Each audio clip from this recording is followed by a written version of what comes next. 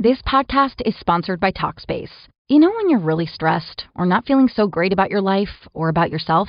Talking to someone who understands can really help. But who is that person? How do you find them? Where do you even start? Talkspace. Talkspace makes it easy to get the support you need. With Talkspace, you can go online, answer a few questions about your preferences, and be matched with a therapist. And because you'll meet your therapist online, you don't have to take time off work or arrange childcare. You'll meet on your schedule, wherever you feel most at ease. If you're depressed, stressed, struggling with a relationship, or if you want some counseling for you and your partner, or just need a little extra one-on-one support, Talkspace is here for you. Plus, Talkspace works with most major insurers, and most insured members have a $0 copay. No insurance? No problem. Now get $80 off of your first month with promo code SPACE80 when you go to Talkspace.com. Match with a licensed therapist today at Talkspace.com. Save $80 with code SPACE80 at Talkspace.com. Are you a financial advisor considering the Independent Registered Investment Advisor or RIA model and wondering where to start? Start with Schwab Advisor Services. Schwab has helped thousands evaluate the full range of options and can help you determine your best path forward. Navigate the big and small decisions by tapping into Schwab's decades worth of insights on what fuels RIA success. With Schwab Advisor Services, you have a custodian that will support you every step of the way. Start your journey today at advisorservices.schwab.com/paths. Well,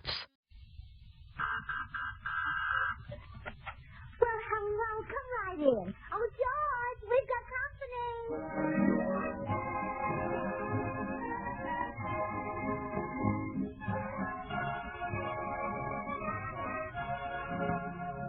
This is Bill Goodwin speaking for Lever Brothers, makers of Swan, the new white floating soap that cures fine castiles.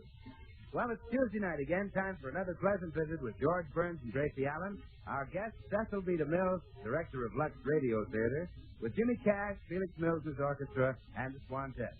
And now meet the people who live in the Burns house, George and Gracie.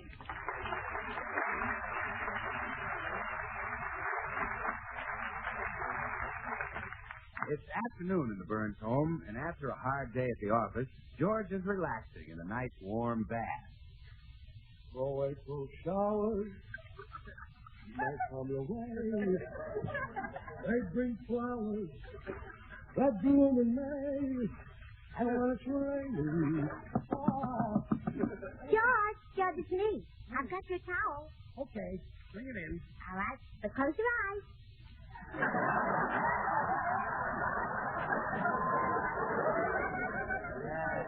Close my eyes? Yeah, I have on my old dress. Come in.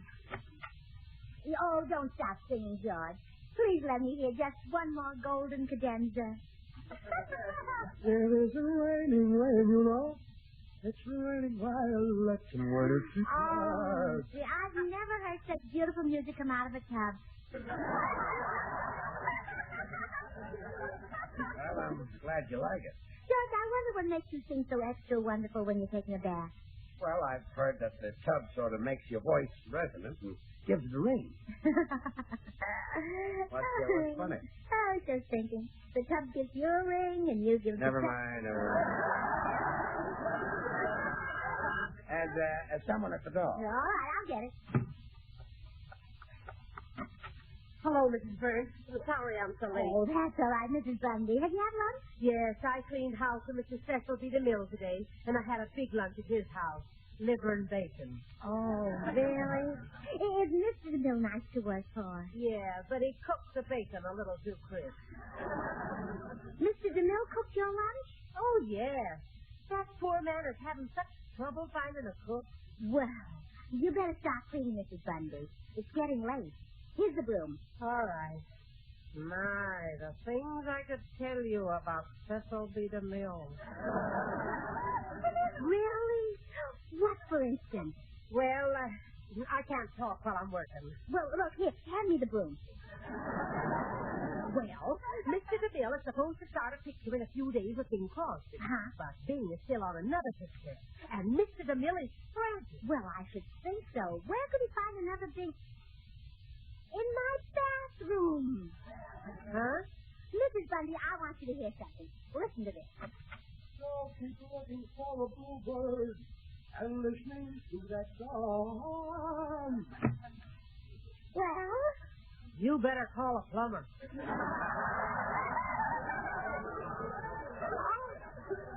no, Mrs. Bundy. That was my husband singing. It was? Oh, yes. And he'd sound even better if he was still in the tub. But he's getting best now. George sings his best when he's in the water. He's like a frog.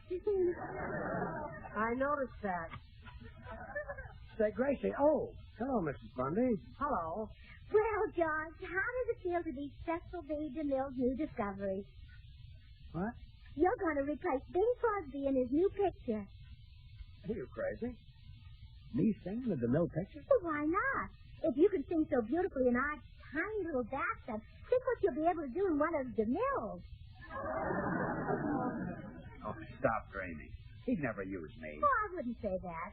He's done things that have startled Hollywood before. Yeah, guess so. Oh, George, you'll be famous. Just think of your name flashing on the screen. Cecil B. DeMille presents a Cecil B. DeMille production, directed by Cecil B. DeMille, and starring Cecil B. DeMille's new discovery, Gracie Allen's husband.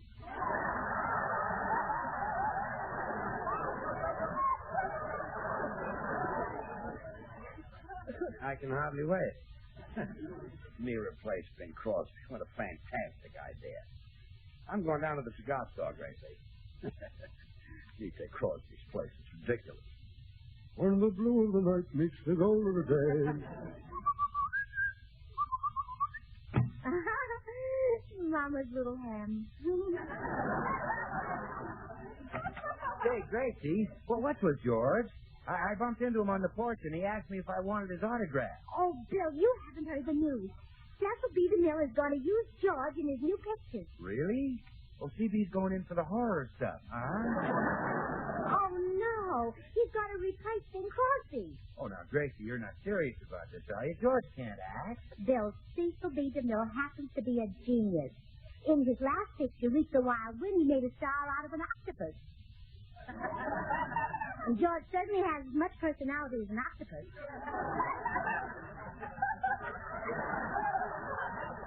Well, maybe if you can teach him to squirt ink. So there's only one thing that worries me. I'm afraid when George becomes a great singing star, the girls will all mob him. I wouldn't worry, Gracie. But I saw Bing Crosby come out of the Brown Derby and a bunch of women swarmed all over him.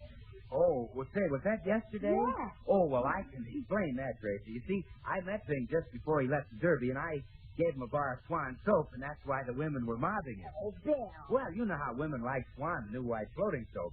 Swan's 4 soaps in 1. The soap for your hands and face, for bathing the baby, and for your dishes and light laundry. 4 swell soaps in 1, a great wartime buy. Oh, honest to goodness, Bill. To hear you talk, you think all the singer has to do to be popular is use Swan soap. Well, now, confidentially, Grace, why do you think Ginny Sims is so popular? Now, why do you think Dinah Shore is so popular? Why? Well, because they have great voices.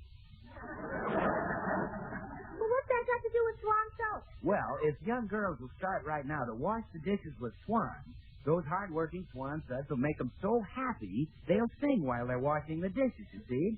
Now, the more they sing, the better they'll get. And by some of them might get as good as Ginny and Dinah. Oh, I see. See, and even if they don't sing, they'll still have lovely hands because Swan is so mild and gentle. Well, come on, Bill. I want to run right over to Mr. DeMille's house and get this thing settled. Oh, I'm so thrilled. Now George and I can have a big ranch like Crosby. We'll have horses like Crosby. We'll have everything like Crosby has. Well, Gracie, you mean you'll have 4? 4. We'll have 8. Maybe 10. Gracie! We may even have 50 acres. You had me scared for a minute.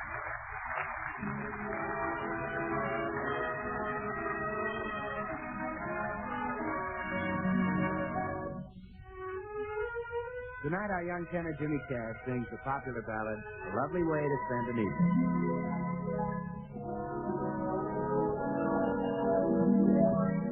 This lovely way to spend an evening.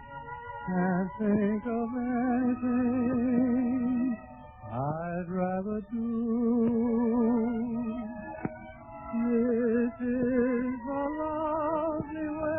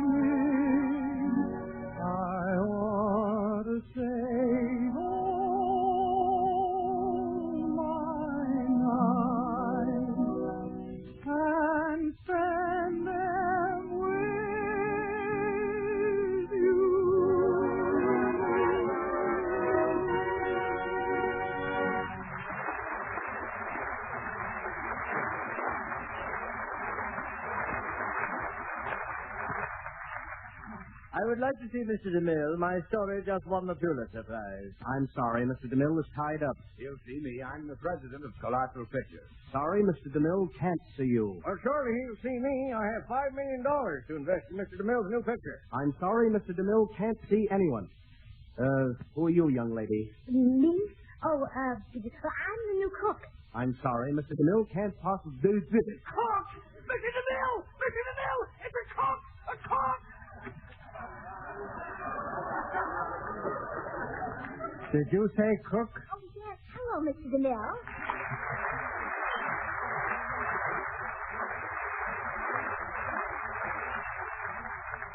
Young lady, I can't tell you how happy I am to see you.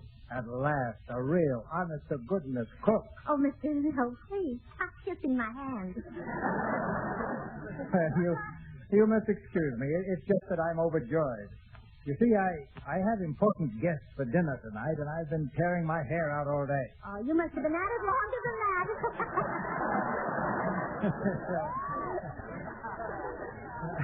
I can hardly believe it. A cook at last. Mr. DeMille, pardon me, but before we hire this lady as a cook, don't you think we ought to ask her qualifications? Well, I suppose we should. Young lady, can you light a stove? I think so. You're hired. Thank you.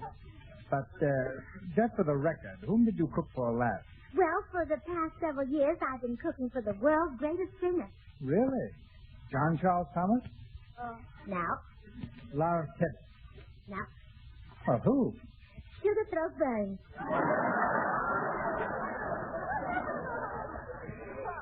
Sugar Throat Burns? Your new discovery. But I never heard of him. Nobody ever heard of Claudette Colbert either until you put her in a bathtub. And now I want you to put Sugar Throat in the bathtub. Well, I'm afraid that's impossible. But I'd better warn you about one thing, Mr. DeMille. What? Don't fill the tub with milk like you did for Claudette. You see, Sugar Throat loves milk, and he's liable to get thirsty and drink you right into the Hayes office.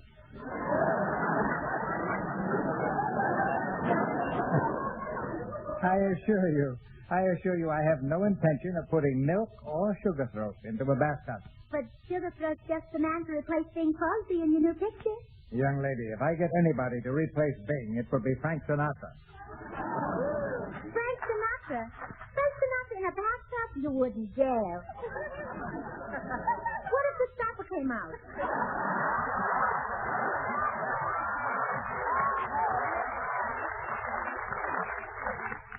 Well, I don't intend to put him in a bathtub. I'm much too busy to be fishing Frankie out of the Los Angeles River. You're right. Sugar Throat's the man. And now, Miss... just call me Mimi. Well, Mimi, my guest will be arriving soon, so suppose you take over your duties as cook. Oh, you have to make the decision first. You mean it's either Frank Sinatra or Sugar Throat? No, it's either Sugar Throat or no dinner. Oh, very well. Very well. I'll see that Sugar Throat gets a chance in the picture. Oh, thank you, Mr. DeMille. And if you ever want to get into radio, he'll help you. Thank you.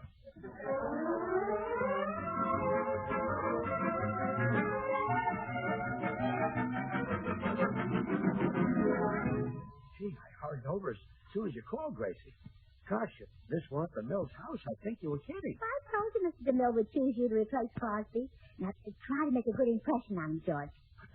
I'm as nervous as a cat, after all. Bing is a big star, and I haven't got his background, his foundation. Oh, don't be silly. For a man your size, you have the biggest foundation. Never mind. I can mention my vaudeville experience. That'll help. Gee, I better limber up my voice before I go in to see the mill. When the blue of the night.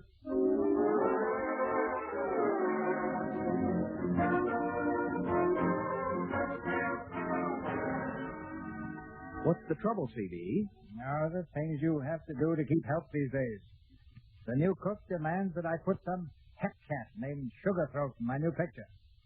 It is a problem, sir. How about a butler for tonight? Well, Mrs. Bundy, the cleaning woman, said her husband might take the job. Mrs. Bundy's husband. He probably looks like Frankenstein. Oh, that must be the butler now. Come in. Mr. DeMille, my wife tells me that you want to hire me. Yes, come in. We were just discussing you. Well, you're better looking than I expected. Well, thank you. I even look better with makeup on. You wear makeup? Well, not too much, CB. Just a little eyeshadow and a touch of rouge. That's okay, isn't it? Well, if your wife doesn't mind, I'm sure I don't. My secretary has a tuxedo you can wear tonight. Tonight? A tuxedo? Yes, I have some important movie executives coming to dinner. Oh, you want to show me off, huh? Well, love my voice, CB. What would you like to do? Stay in the kitchen. Huh? And when we're ready to start, I'll ring a bell for you. Just a bell? Not a piano? Well, I think a bell is more practical. Well, okay. You're the boss. Shall we discuss the details now or later? What details? Well, there's a matter of my name. What about billing? Very well, I'll call you Billing.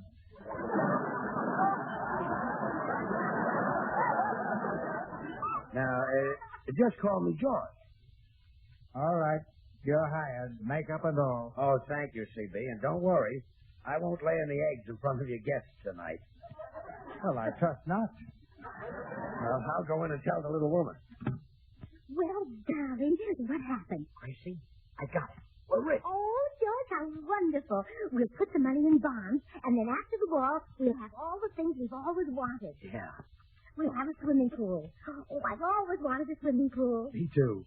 With deep water at one end for diving and shallow water at the other end for you.